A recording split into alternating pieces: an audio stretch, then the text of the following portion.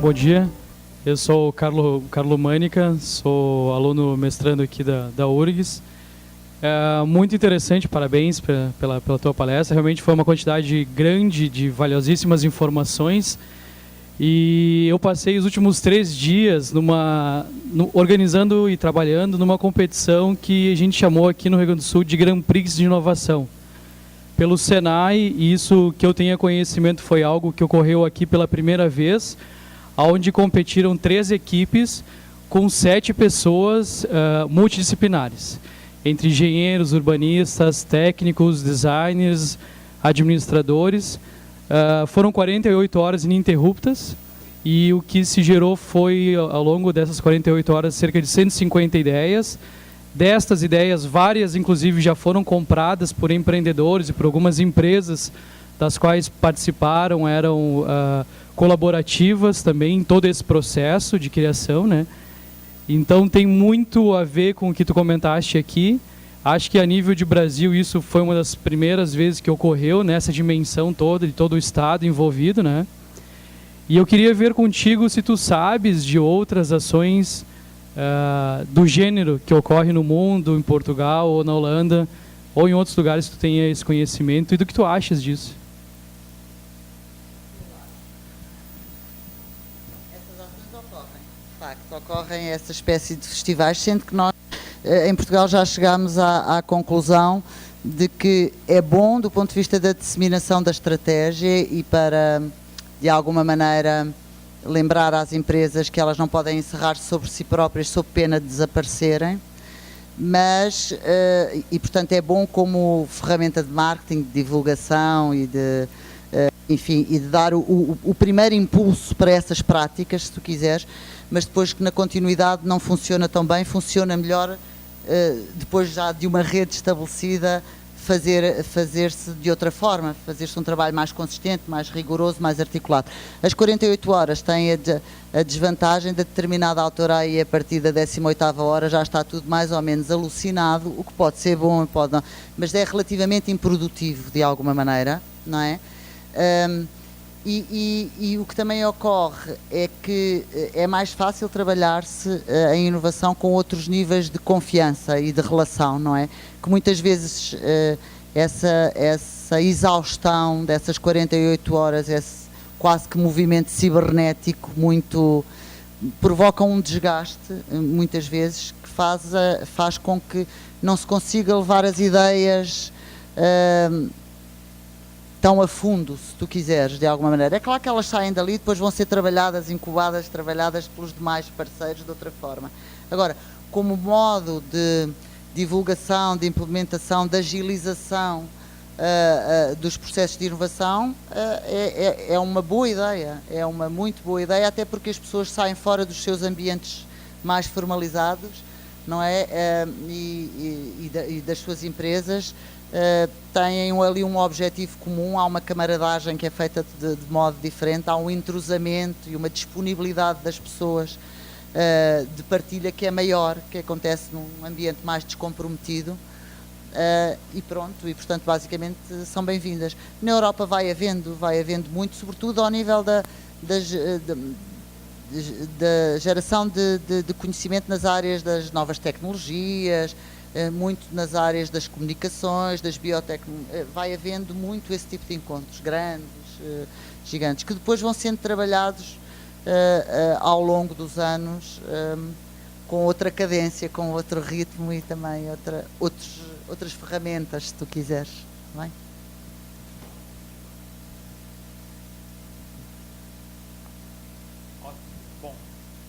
Bom, os 3 foram quase ao mesmo tempo, mas como eu consigo detectar esses milésimos de segundo, né? Então eu vou fazer essa ordem. Pode ser primeiro, segundo, terceiro. Obrigado. Eu queria perguntar um pouco sobre isso, sobre que, pelo que eu... ok. Eu sou o Luciano, eu faço engenharia química na URGS, sou da graduação, sou aluno do professor aqui. E, bom, eu queria perguntar sobre isso, assim, até no comentário que o colega fez.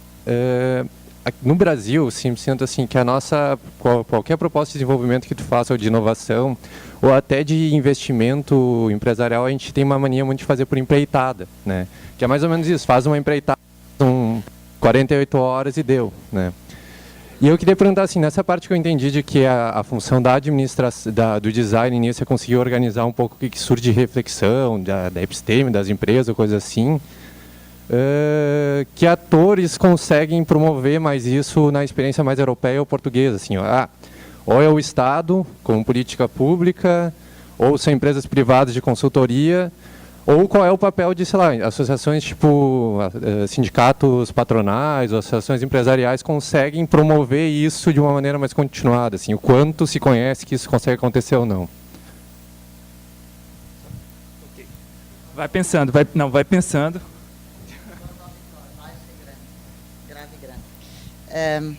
Obrigada pela pergunta. O que acontece tem a ver com as culturas, não é? Eu reconheço que há algumas culturas, nomeadamente a brasileira, também a portuguesa, um bocadinho dependente, subsídio-dependente e dependente da orientação do Estado e o que for.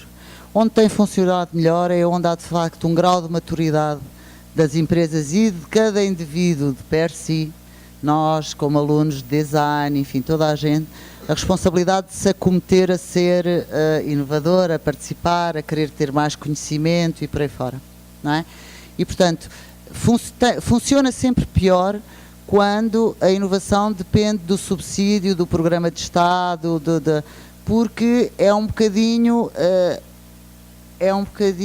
de alguma maneira, facilitador, no sentido de tens as ferramentas à mão, mas não faz com que tu lutes e vás atrás das coisas. Portanto, normalmente, como tem funcionado melhor, é das empresas para fora, as empresas à procura desse conhecimento.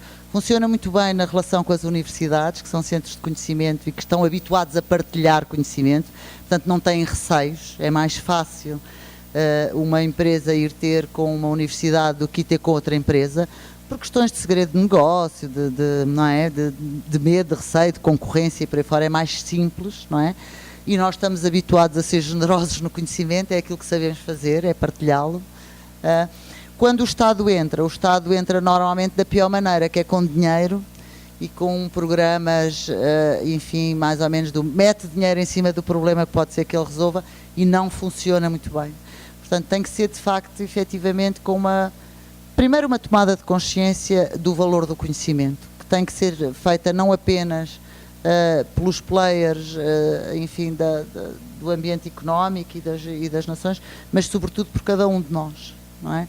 E a ideia de que nós podemos conectar o nosso conhecimento numa rede com os demais, sem que o conhecimento pertença a ninguém em particular, de forma continuada. Não quer dizer que não se façam estas ações, não é? Tipo de guerrilha, impactantes e por aí fora, mas a prática de conhecimento devia ser uma prática generalizada como beber-se água, 2 litros de água por dia. Faz bem ao organismo.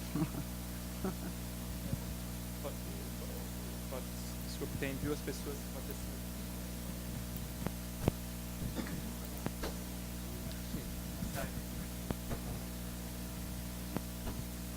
Bom dia, Rita. Meu nome é Hernani, eu sou engenheiro mecânico, mas atuo há algum tempo já no serviço público, né? E, em particular, onde eu trabalho, existe uma preocupação com a inovação, com troca de ideias e intercâmbio de tecnologia, de informática principalmente, né? Qual é a tua percepção em termos de serviço público no Brasil, na América, na Europa, de um modo geral? Qual é a percepção da preocupação do serviço público em se modernizar?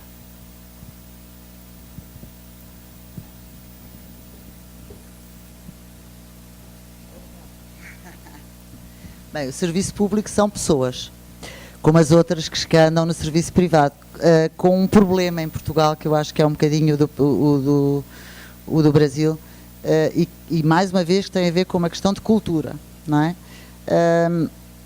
O funcionário público, eu sou funcionária pública, trabalho numa universidade pública, e a ideia do funcionário público era, até há bem pouco tempo, de que quem entra lá para dentro fica lá para sempre, está garantido. Há uma ideia de garantismo, de proteção do Estado não é?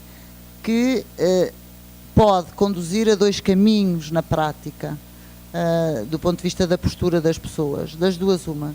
Ou elas ativam aquilo que há de pior no ser humano, ou ativam aquilo que há de melhor no ser humano. Pronto, são os dois caminhos possíveis. E aquilo a que eu assisto é que a grande maioria dos funcionários públicos é acomodado, portanto resiste à mudança, encosta um bocadinho, não tem que correr para, como têm as empresas, como têm as privadas, não é? E os outros, antes, pelo contrário, vestem a camisola e dizem não, estamos a servir o Estado, portanto as pessoas temos uma responsabilidade acrescida, vamos fazer isto o melhor possível. Portanto, digamos que a diferença entre o privado e o público em Portugal, em particular, e eu acho que é relativamente semelhante a vocês, não é? É que esta corrida a duas velocidades é muito mais extremada, estes dois tipos de comportamentos são muito mais extremados no público do que são no privado, não é? E, portanto, de algum modo, eu acho que enfim, tem a ver um pouco com isso, tem a ver com o garantismo. A partir do momento em que agora a nossa função pública também está a ter menos direitos, estão a ser cortados, como vocês sabem, nos últimos 3, 4 anos, as pessoas já correm atrás. Mas isso tem a ver com uma pré-condição humana, quase, se tu quiseres, que pode ser trabalhada, obviamente, eu acho que deveria ser trabalhada. Nós procuramos, de facto, a ideia não é tanto modernizar-nos, a ideia é comportarmos-nos de outra maneira e percebermos que estamos ligados aos demais. Esta clivagem público-privada é uma coisa que me faz imensa confusão, não é? Esta organização quase que sectária, não é? Existe o setor público, existe o privado, e uma espécie de uma rivalidade, não faz sentido nenhum.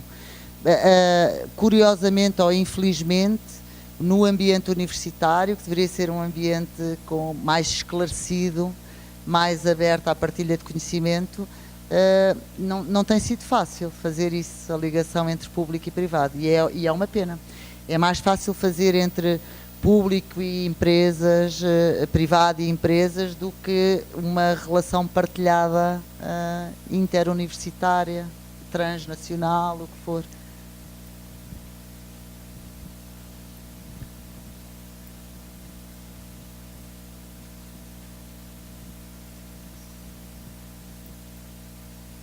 Bom dia, Rita. Meu nome é Roberto Parnal, eu sou formado em Engenharia Civil e atualmente sou aluno de pós-graduação no IPOG. Eu gostaria de te fazer uma pergunta sobre as pequenas empresas e as grandes empresas.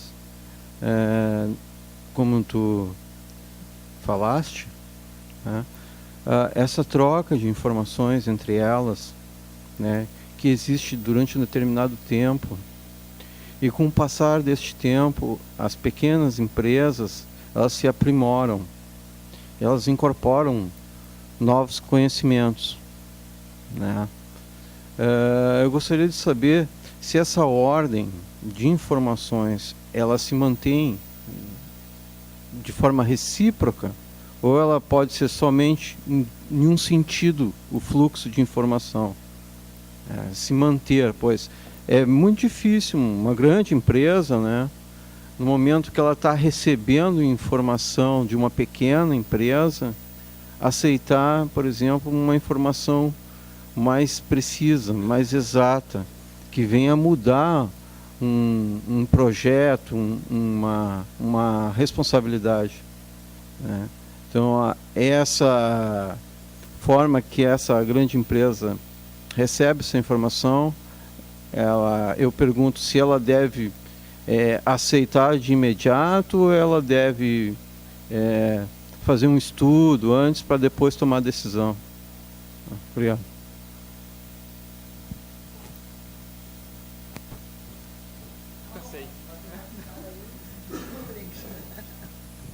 Obrigada pela pergunta.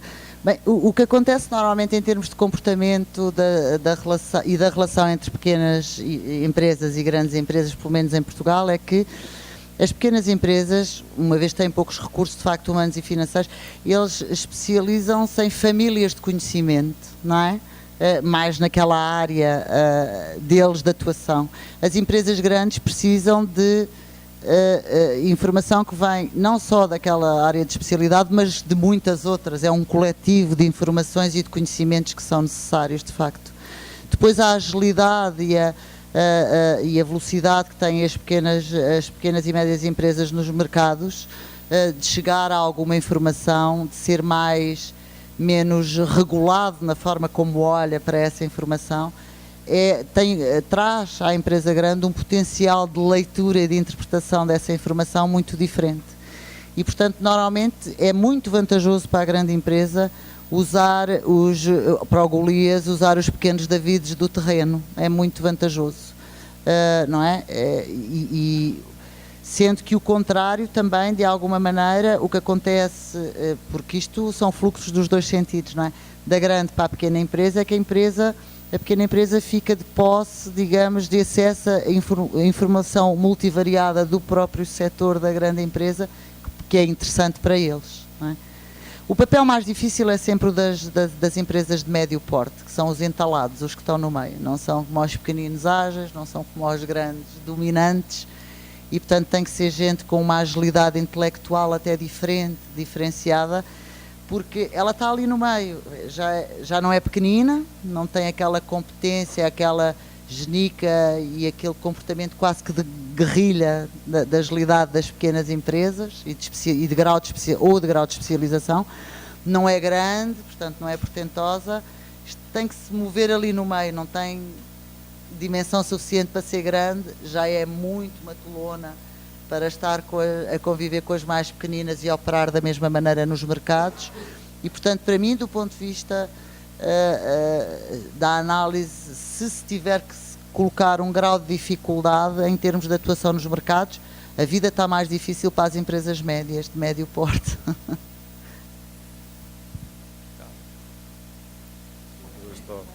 Que caos. Bom dia, Rita.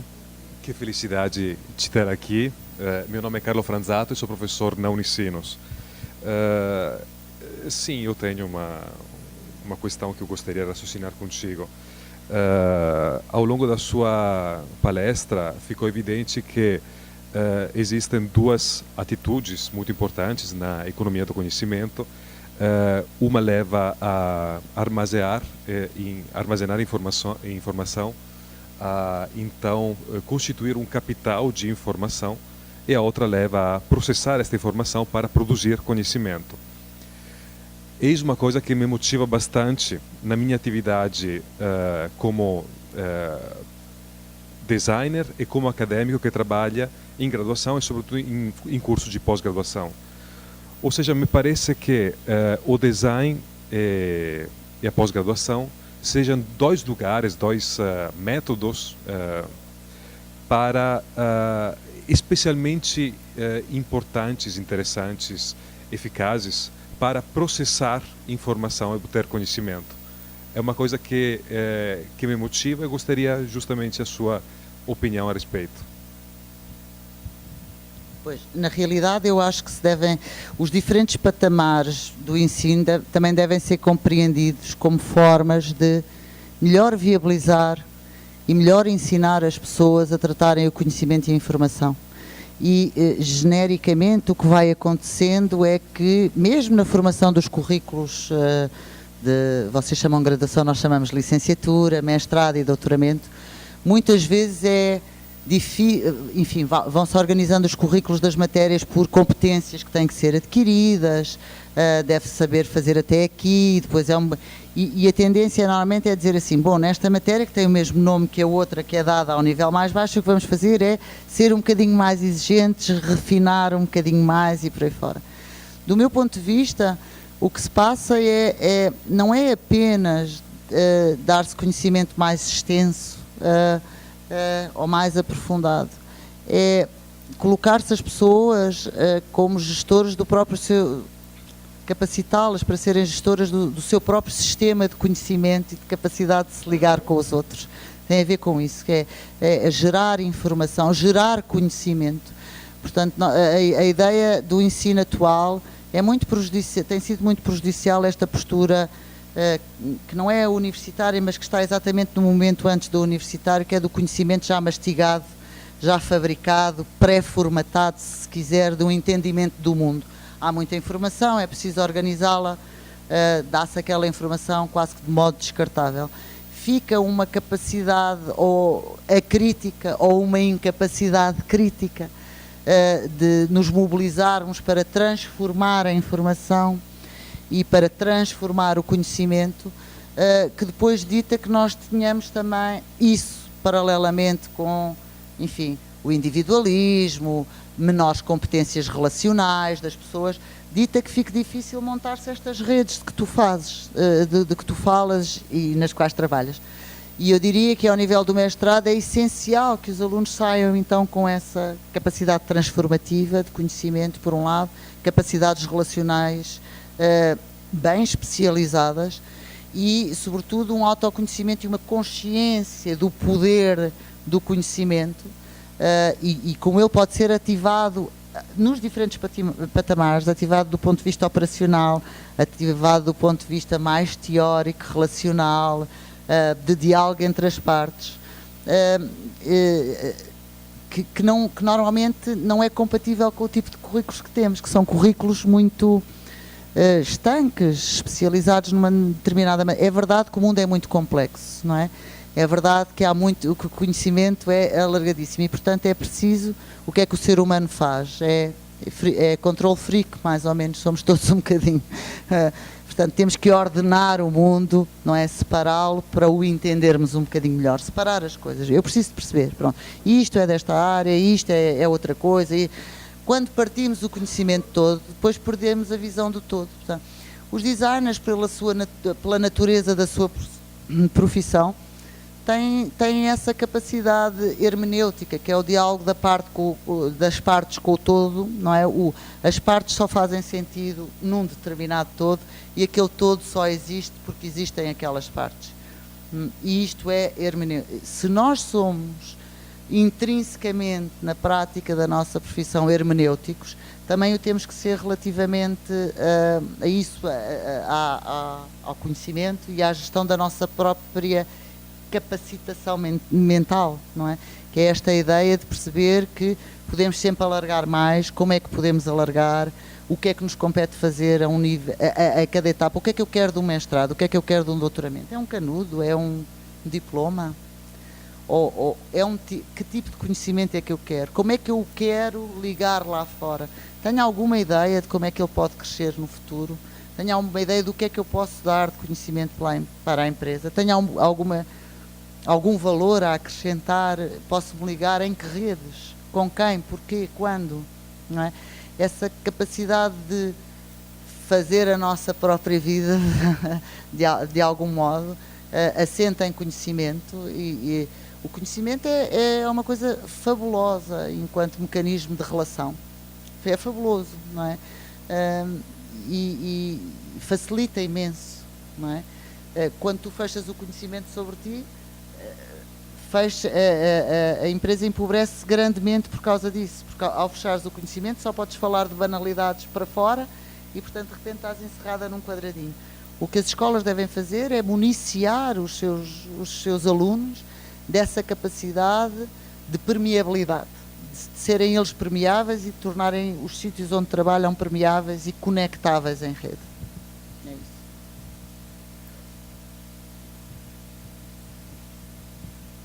Mais alguém?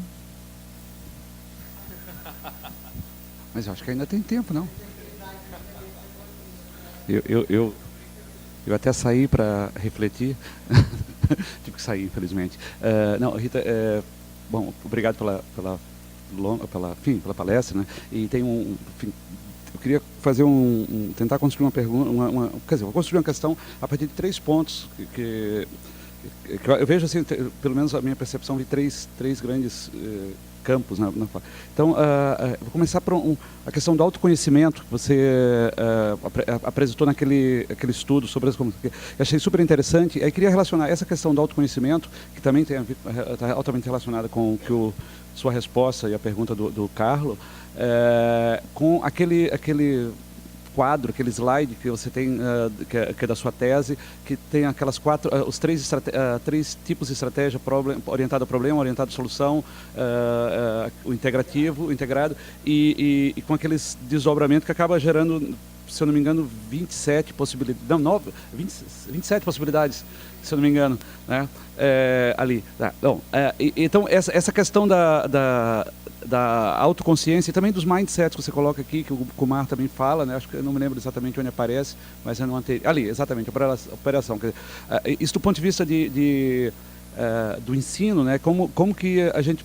Acho que a gente trabalha tanto eu vejo a questão da adequação ao perfil do estudante, quer dizer, qual o seu estilo cognitivo, de repente, quais são os seus gostos, e também ao contexto, eventualmente, contexto organizacional da equipe, por exemplo, os modos de decisão, né? Eu achei muito, muito rico, assim.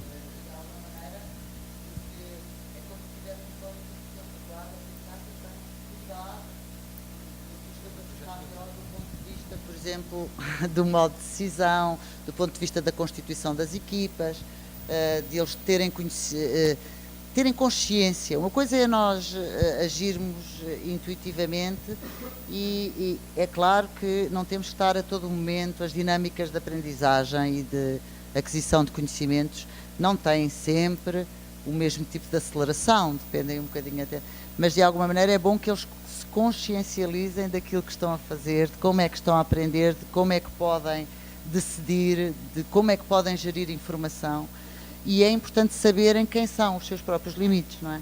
Portanto, claramente quando eu tenho os alunos dentro da aula como os empresários têm os seus contratados dentro da empresa. Eu eu faço testes de personalidade, é como se passassem pelo psicólogo, eu sei exatamente o perfil dos meus alunos, sei se eles são mais orientados para o futuro, sei se são pessoas mais emocionais, mais criativas, mais capazes de organizar a informação, mais estruturadas, menos estruturadas, do ponto de vista da personalidade. Portanto, tenho-os como se tivesse uma empresa, qualquer recurso humano, não é? Tenho-os ali, são uma mola humana importante, não é? Que está sedenta de aprender e de trabalhar e de se conhecer e de conhecer as suas, enfim, as suas limitações, e depois vamos trabalhando de forma diferente. Vamos trabalhando no sentido, claro, que eles têm que projetar, mas organizam-se as equipas e vai-se alternando, organizam-se as equipas no sentido de eles especializarem melhor e de capitalizarem em cima das suas competências naturais, são bons, por exemplo, do ponto de vista da geração das ideias. Podem ser ótimos, há miúdos extraordinários a gerar ideias, mas depois são péssimos a tomar decisões relativamente ao desenvolvimento daquelas ideias, ou à coleta da informação, ou à síntese da informação. Não. Naquilo que eles são bons é aprofundar a sua competência de serem bons aí, e naquilo que eles são mais frágeis é pô-los a fazer aquilo que eles não sabem fazer tão bem. É dizer, olha, agora, desta vez, não interessa a nota, não interessa o quanto é que tu vais ter, interessa que tu sejas capaz de gerir a informação uma vez na vida, de organizar um processo, de sistematizar, de perceber o que é que tens que retirar de cada coisa. E, portanto, vou, de alguma maneira, a trabalhar competências de liderança, que é muito importante, não é? Competências de apresentação, de diálogo e de comunicação, que são coisas que as pessoas dizem, os designers têm a arrogância de pensar, porque se exprimem de muitos modos, entre os quais um muito bom, que é o gráfico, é extraordinário, que fazendo um boneco a coisa se autoexplica, não é? Tá, para meio entendedor, bem a palavra, não é bem assim. As competências de comunicação são competências extraordinariamente importantes, que nós arrogantemente achamos que dominamos porque somos designers, mas que não dominamos mesmo. Não dominamos mesmo. E, portanto, trabalhar essas capacidades, e há gente que comunica muito bem, naturalmente, e há gente mais contraída, que sabe muito, que tem muito para dizer e que não consegue, e, portanto, isto ajuda de alguma maneira a nós, caramba, tem-se os alunos na licenciatura, nós temos o sistema de Bolonha 3+2, portanto, 3 anos de licenciatura, 2 de mestrado e depois 3 a 5 de doutoramento. Eu há alunos que apanho desde a licenciatura até mais tarde ao doutoramento, chega a apanhar, eles vão saindo, vão entrando, não há propriamente um que faça assim direto tudo, mas já tenho alunos que os apanhei da licenciatura até ao doutoramento. E na realidade temos muito espaço enquanto docentes e os alunos enquanto alunos de se motivarem e de trabalharem de forma mais integrada essas competências. É isso que eu acho, Júlio, é de facto importante. Não é apenas o currículo, a matéria, o saber, aquela coisa mais convencional. Bom, a minha pergunta foi tão inteligente que nem que terminei e ela já tem uma resposta maravilhosa. Bom, o que eu queria perguntar, então, assim, já a possibilidade dos alunos se enxergarem, quer dizer, filmá-los e depois eles se autoavaliarem. Fazes isso? Tem essa prática? Eles se autoanalisarem, assim, como é a nossa prática? Como há uma coisa que é terrível para os alunos, para alguns alunos, mas que é muito interessante, é para perderem aquela, que não é muito comum, até eu devo dizer que não é muito comum em designers, é mais comum até, eu também trabalho com arquitetos, que são os designers, saem da escala da mão e do gesto, vai-se para a escala do edifício, e os urbanistas vai-se para a escala da cidade, e aí os entalados, como eu costumo dizer, a fatia do meio é sempre mais difícil. É nas empresas, as médias empresas têm mais dificuldade. No caso das escalas de projeto, nós somos os pequeninos ágeis, os designers, os outros são os da escala do edifício, os arquitetos estão entalados, depois temos os urbanistas, que são da escala da cidade e é muito grande. Ali no meio é gente com mais dificuldade. E os arquitetos têm dificuldade no quê? No fazer-se alguns processos, como sejam, por exemplo, tu pegares num briefing, a primeira parte é desenvolvida por um grupo de 4, eu pego, tiro-vos o projeto e quem continua a desenvolver é este grupo de 4 pessoas. Isto é uma coisa dolorosíssima para um arquiteto. É quase cortar-lhes os pulsos. É uma coisa dramática, a partilha de informação, de comunicação. Estas pools de projeto, não é? Um projeto que não tem dono, que vai, como na empresa, muitas vezes vai andando de mão em mão, não é? Vai circulando. Portanto, a informação tem que pertencer a todos, para ser melhor explorada por todos. É uma dor. É uma dor para alguns designers, para os arquitetos, então é uma doença mesmo. É uma coisa assim de perder o ano a pensar naquilo. Pronto, e portanto, esse tipo de coisas, sim. E deles próprios observarem-se. Muitas vezes faz-se protocolos. Eu, antes de vir, as aulas terminam lá em maio. Antes de vir, tinha câmaras instaladas, tive 2 semanas câmaras instaladas nas últimas fases de projeto, com autorização dos alunos, e eles depois avaliam e fazíamos isso em permanência. Não.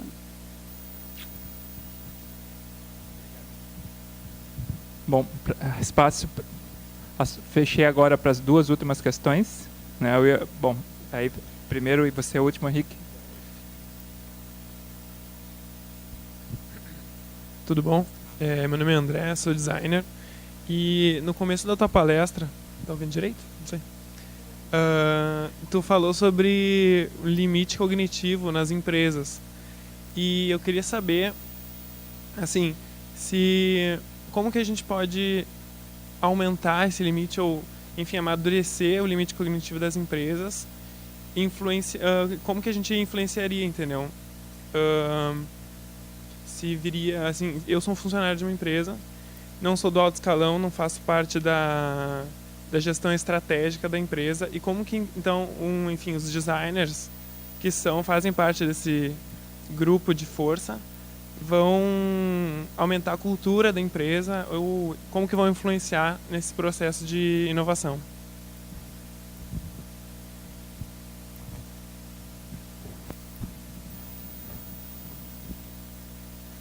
Pois esse é o problema no mundo inteiro, que é, os processos bottom-up são mais difíceis do que top-down. Ter chefias esclarecidas é bom, ter gente com uma boa visão do mundo é bom. Não, muitas vezes não acontece assim, claro, obviamente. E, portanto, fica difícil nós estarmos de posse de um conjunto de boas ideias, boas práticas, querer avançar e termos, digamos que chefias mais tradicionais, mais resistentes à mudança, com uma ideia com alguma miopia no olhar, não é? Olham de forma mais, enfim, mais perturbada. Mas isso é um trabalho que se pode ir fazendo, que se faz, assim, na realidade é uma velha ideia que é, as pessoas aprendem vendo fazer, não é? Se tu fizeres, se tu fores o exemplo, se a tua prática for uma prática inovadora, é uma coisa que se vai processando devagarinho. Se a empresa, muitas vezes, se tu convidares alguém de fora, se trouxeres conhecimento de fora para dentro da empresa de uma forma que seja estimulante para as chefias, não é? Para os CEOs e por aí fora, de repente ele começa a perceber que o exterior não é ameaçador, não é só competitivo, não é só a concorrência, mas que também pode ser colaborante, não é? O sentido da colaboração, para quem viveu uma espécie de uma selvageria de competição, é muito difícil dizer-se assim, não, agora todas as empresas dão as mãos, colaboram no mercado, corre tudo muito bem, ninguém sacaneia ninguém. Não é verdade. Continua a haver, o mundo continua a ter vários tempos, várias empresas, várias práticas, umas mesmo muito agressivas, sujas. Portanto, tudo isso continua a existir lá fora, não é? Portanto, digamos que o mundo não é o ideal que estamos aqui a falar nas palestras. Agora, de facto, é possível ir induzindo através da nossa própria prática e do nosso estímulo, se tu quiseres, fazendo a empresa crescer. A empresa é um conjunto de pessoas, não é só o CEO, são as pessoas todas que lá estão. Se todas se moverem para melhorar um bocadinho, de repente a empresa está bastante melhor. A ideia é um bocadinho cada um fazer o seu trabalho bem.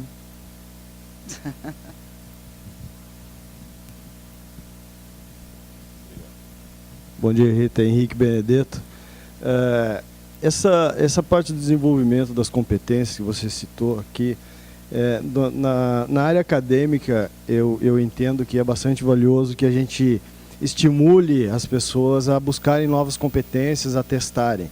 Quando a gente vem para o mundo corporativo, as empresas tendem a buscar essas competências dentro do seu portfólio de competências, dentro das competências essenciais necessárias para o desenvolvimento do negócio, buscar essas competências prontas já, né? Pegar um profissional de fora, botar ali dentro, compor aquele time e desenvolver.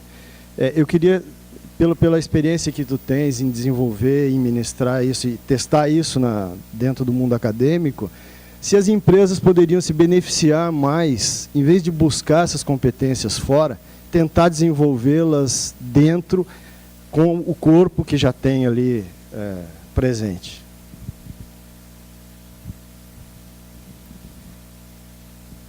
Na realidade, mesmo que eles queiram as competências prontas, nunca conseguem, não é? Há coisas que só se aprendem.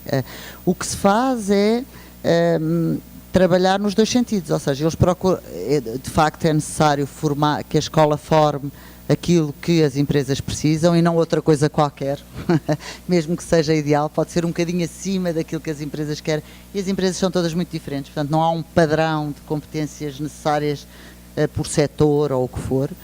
Agora, o que é verdade é que as empresas cada vez mais, pelo menos na Europa, vão dando espaço a que os estagiários e os funcionários vão lá para dentro e sejam mais colaborantes com o erro, com o tempo de aprendizagem, não é? Portanto, esse espaço de aprendizagem mútua é difícil de ser criado, porque a velocidade e o tempo nas empresas é corrido. É muito diferente do tempo de aprendizagem que nós temos nas escolas, em que podemos falhar, podemos resolver, não é à sério, não dá prejuízos, não dá um rombo milionário na empresa se a coisa não correr bem, não é? Estamos, enfim, simulando. Mas a ideia é trabalhar conjuntamente competências. Portanto, já há muitas empresas e nós temos um conjunto de empresas, digamos, com as quais trabalhamos e temos modificado até o conjunto de competências que eles à partida pensariam que queriam para o negócio, pelo facto de termos projetos de investigação e desenvolvimento conjuntos e não sei o que, eles vêm a perceber que a determinada altura os seus próprios recursos humanos estão a funcionar mal, porque estão a captar coisas que são um clichê, gente com capacidade relacional, que domina AutoCAD, domina Rhinoceros, domina 3D Studio Max, domina isto, domina... Isso são ferramentas, coisas que as pessoas depois aprendem, podem levar mais tempo. São formações que se fazem. Potencial do recurso humano que lá se tem, a sua capacidade de se ligar a outros, de inovar, isso é que é difícil de captar.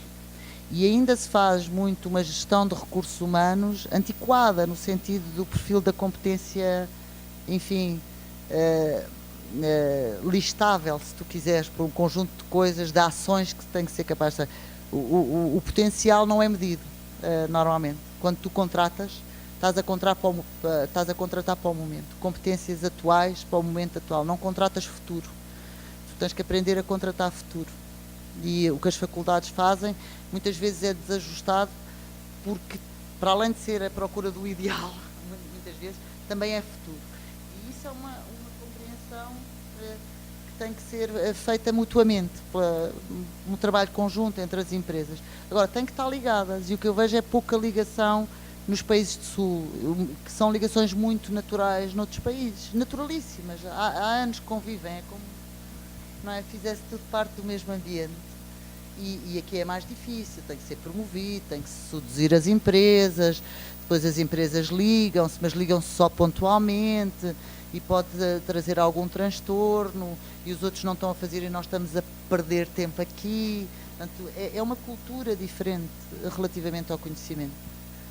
Eu cito sempre o exemplo da Finlândia porque é para mim emocionante ver, porque de facto a Universidade de Álvaro Alto, eles tanto trabalham para a Nokia, que é um gigante, caramba, uma coisa, um colosso, como trabalham para uma loja de rua, uma sapataria, vamos imaginar, única, que não tem estratégia de comunicação, que não tem não sei o quê.